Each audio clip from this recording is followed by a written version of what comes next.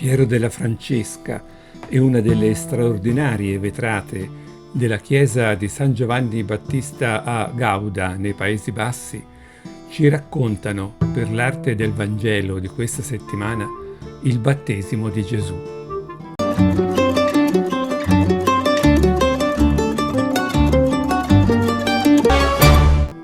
Le due opere d'arte sono accomunate da una singolare caratteristica.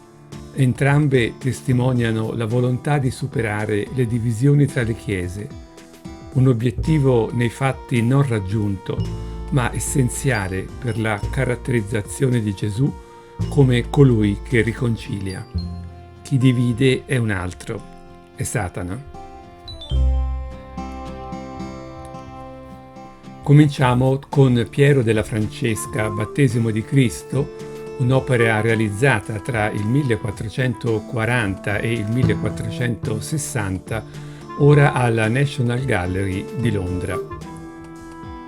Realizzata su commissione di Ambrogio Traversari, priore dei Camaldolesi di San Sepolcro, città natale di Piero, l'opera avrebbe dovuto essere la parte centrale di un polittico che sarà completato solo dopo 20 anni e da un altro pittore.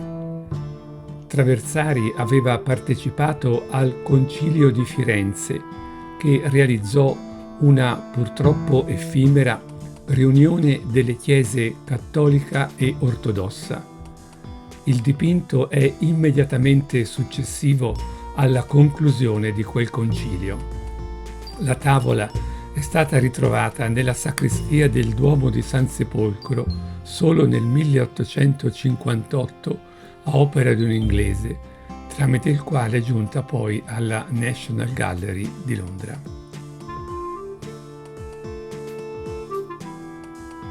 Gesù sta per essere battezzato nel Giordano a opera di Giovanni.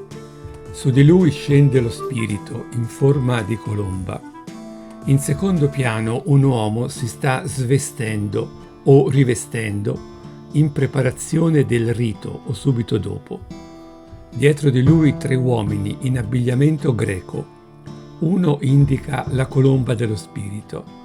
Forse è un riferimento al Concilio di Firenze, oppure un omaggio a un affresco perduto di Pisanello.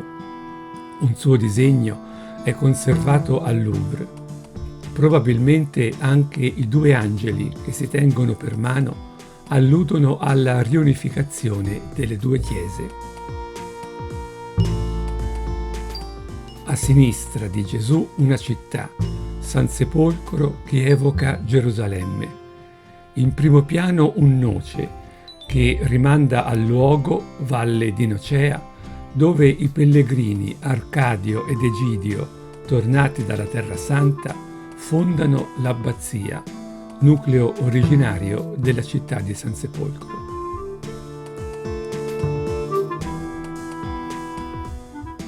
La struttura del dipinto, capolavoro della prospettiva, è basata sui solidi chiamati platonici, perché citati dal filosofo greco nella sua opera Timeo come la trama razionale nascosta nella realtà sensibile, nonché collegati ai 4 elementi, fuoco, aria, terra, acqua, e all'universo intero. Nel dipinto, ovviamente, sono rappresentati in forma piana. Noi dobbiamo immaginarli a 3 dimensioni, ma sono tutti presenti. Le diagonali del quadrato si incrociano all'ombelico di Gesù. La colomba è al centro del cerchio. Le sue ali sono sul diametro, l'asse verticale centrale intercetta la colomba, la coppa del battesimo, il corpo di Gesù.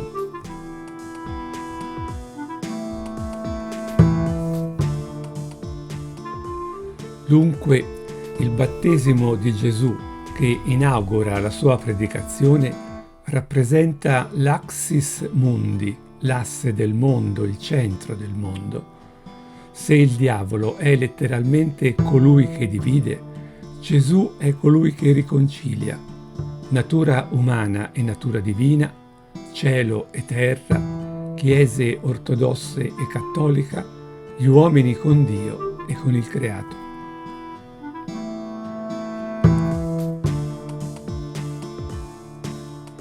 Di Dirk Krameth vediamo il battesimo di Gesù a opera di Giovanni, nella chiesa di San Giovanni Battista a Gouda, nei Paesi Bassi. Krameth è pittore di vetrate olandese, famoso soprattutto per le vetrate di questa chiesa. Esponente di una famiglia di artisti, quest'opera, dedicata al battesimo di Gesù a opera di Giovanni, è stata la prima vetrata a essere reinstallata dalla chiesa nel 1555, dopo il grande incendio che l'aveva devastata nel 1549. Come abbiamo avuto modo di notare in precedenti commenti, la chiesa di San Giovanni a Gouda è un unicum, perché nel passaggio da chiesa cattolica a chiesa protestante le vetrate non furono distrutte, ma anzi furono completate. Paradossalmente ospita perfino le vetrate dedicate a due personaggi che si sono aspramente combattuti: Filippo II di Spagna, asburgico campione del cattolicesimo, e Guglielmo il Taciturno o di Orange, il capo della rivolta protestante contro gli stessi Asburgo. Gesù si sottopone al battesimo di Giovanni, assumendo completamente la dimensione umana, nonostante l'iniziale ritrosia del cugino. Lo spirito, in forma di colomba, all'interno di una grande luce, si posa sopra di lui. Giovanni ascolta la voce divina che proclama: «Questi è il figlio mio, l'amato, in lui ho posto il mio compiacimento». È la buona notizia della salvezza, della riconciliazione. Se in Piero della Francesca la Chiesa cattolica si riconciliava con quella ortodossa, in Krameth si riconcilia con quella protestante. Purtroppo né l'uno né l'altro auspicio si sono realizzati e lo scandalo della divisione tra cristiani mina la credibilità del loro annuncio. È un obiettivo nei fatti mai raggiunto, ma essenziale per la caratterizzazione di Gesù come colui che riconcilia. Chi divide è un altro, è Satana. Ma in questo battesimo e nell'inizio della predicazione evangelica di Gesù possiamo intravedere il compiersi della promessa, una riconciliazione nel cuore dell'uomo tra fratelli e sorelle, con il creato e con Dio. Puoi leggere questo brano nel Vangelo di Matteo, al capitolo 3, versetti 13-17.